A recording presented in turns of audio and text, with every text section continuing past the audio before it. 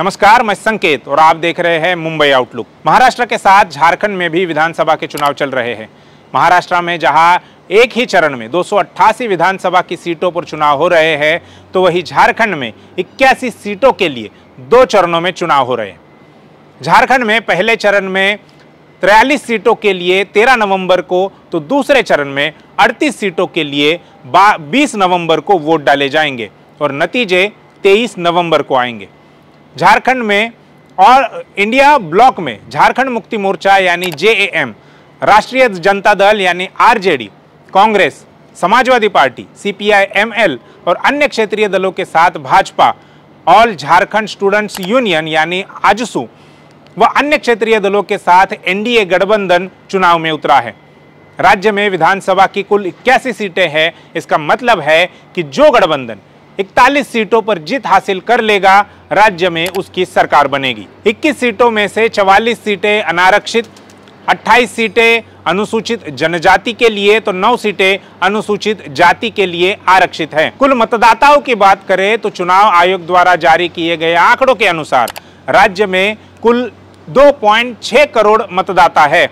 उनमें से 1.31 करोड़ पुरुष है, तो वही 1.29 करोड़ महिला मतदाता है।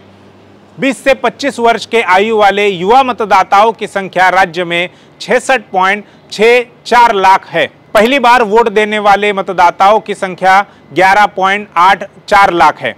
85 वर्ष से ज्यादा आयु वाले 1.14 लाख और 100 से अधिक उम्र वाले 1706 मतदाता है। राज्य में कुल मतदान केंद्रों की संख्या 29,562 है। उसमें से शहरी मतदान केंद्र 5,042, ग्रामीण मतदान केंद्र 24,520, महिलाओं द्वारा संचालित मतदान केंद्र 1271 और युवाओं द्वारा संचालित मतदान केंद्र की संख्या 139 है। वर्ष 2014 के चुनाव में भाजपा का आजसू के साथ गठबंधन हुआ था, पर जेएएम और कांग्रेस अलग अलग चुनाव लड़े थे। इसी प्रकार वर्ष 2019 के चुनाव में जेएएम, कांग्रेस व आरजेडी का गठबंधन हुआ था। तीनों दलों ने मिलकर चुनाव लड़ा था और गठबंधन को बहुमत भी हासिल हुआ था। वर्ष 2019 में भाजपा व आजसू पार्टी दोनों अलग अलग चुनाव लड़े थे। इस वर्ष दोनों प्रमुख दल गठबंधन के साथ आमने सामने हैं। भाजपा का आजसू, जेडीयू और लोजपा रामविलास के साथ गठबंधन है। वही जेएएम का कांग्रेस, आरजेडी, भारतीय कम्युनिस्ट पक्ष, माले के साथ गठबंधन है। राज्य में भाजपा को वर्ष 2014 के चुनाव में सबसे अधिक 37 सीटें मिली थी। वही जेएएम को 2019 के चुनाव में सबसे अधिक 30 सीटें मिली थी।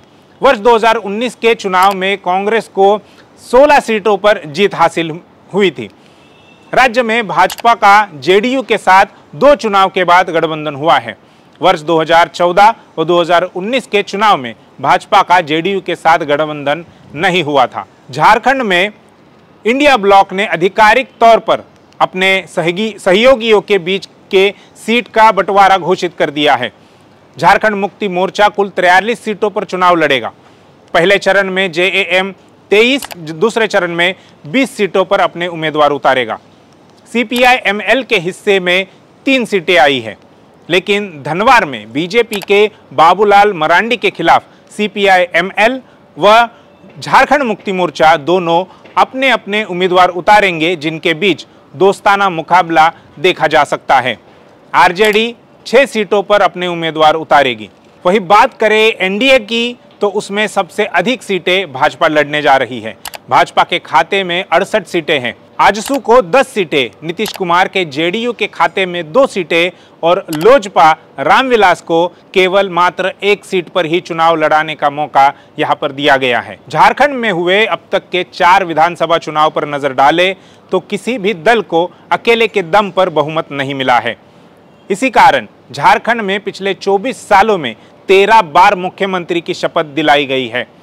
अब तक झारखंड में केवल 2 बार ही ऐसा हुआ है कि एक गठबंधन की सरकार लगातार 5 साल चल पाई हो। वहीं 3 बार राज्य में अस्थिरता के कारण राष्ट्रपति शासन भी लग चुका है।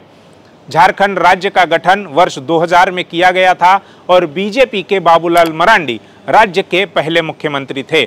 जब झारखंड का गठन हुआ था तब बीजेपी के पास 32 विधायक थे। जबकि समता पार्टी के 5 और जेडीयू के 3 विधायक थे।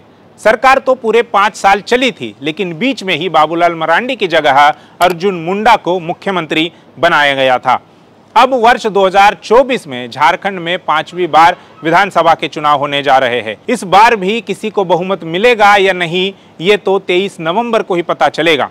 लेकिन सच्चाई तो ये है कि अभी तक झारखंड में किसी को अकेले के दम पर बहुमत नहीं मिला है। कल भाजपा ने केंद्रीय गृह मंत्री अमित शाह के हाथों से अपना संकल्प पत्र जारी किया और राज्य की कुल 81 में से 52 सीटों पर जीत हासिल करने का दावा भी किया। साथ ही अमित शाह ने मुख्यमंत्री हेमंत सोरेन पर आरोप लगाया कि उन्होंने अपने वादे पूरे नहीं किए, जबकि खुद भाजपा अपने 2014 के वादों को पूरा करने में असमर्थ दिखाई दी। 10 साल होने के बाद भी न किसी के खाते में 15 लाख रुपए आए और न ही हर साल 2 करोड़ रोजगार का निर्माण हुआ। महाराष्ट्र की तरह ही झारखंड में भी बेरोजगारी का मुद्दा चुनाव पर असर डालने वाले मुद्दों में शुमार है। इसका असर लोकसभा चुनाव में भी देखने को मिला था। झारखंड की जनता ने लोकसभा चुनाव में राज्य की कुल 14 में से 7 सीटों पर भाजपा को तो जेएएम और कांग्रेस को 2-2 सीटों पर जीत दिलाई थी। 2019 के लोकसभा चुनाव की बात करें तो भाजपा को 11 सीटें मिली थी, यानी इस साल हुए लोकसभा चुनाव में भाजपा को 4 सीटों का नुकसान हुआ है। जनता मोदी शाह की राजनीति से उब चुकी है और विधानसभा चुनाव में भी भाजपा को बड़ी हार का सामना करना पड़ सकता है, ऐसी चर्चा राजनीतिक हलकों में शुरू है।